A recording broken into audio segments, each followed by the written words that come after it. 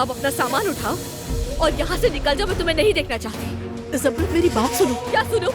मैं बिल्कुल भी नहीं चाहती कि तुम मेरी या मेरे शौहर के करीब नजर आओ, समझी? मैं ज़मरुद को सब कुछ बता दूंगी। आपका वो मंसूबा जो आपने इन सब के खिलाफ तैयार किया और कैसे सबको धोखा दे रही है। मैंने तुम्हें अच्छा इंसान समझा, मैंने भरोसा किया था तुम पर। सब असमत साहिबा का प्लान था और मैं एक बेवकूफ की तरह इसके पीछे चलती रही। मैं आपको सिर्फ 1 घंटा दे रही हूँ साहब। अपना सामान पैक करो और यहाँ से निकल जाए। ये सब क्या हो रहा है? तुम्हारी दादी यहाँ से जा रही है अदनान। आखिर किस बात का इतना खौफ था कि आपने लतीफ और मलिया की मंगनी करवा दी? दादी ने बगैर किसी एतराफ के घर क्यों छोड़ दिया, समझ नहीं पा रहा। अगर ज़मरुद नहीं तो उसकी माँ हुरिया किसी ऐसे लम्हे में जिसकी हमें तवक्को भी ना हो वो बम गिरा देंगे और हम सब जेल में होंगे। तो फिर क्या किया जाए?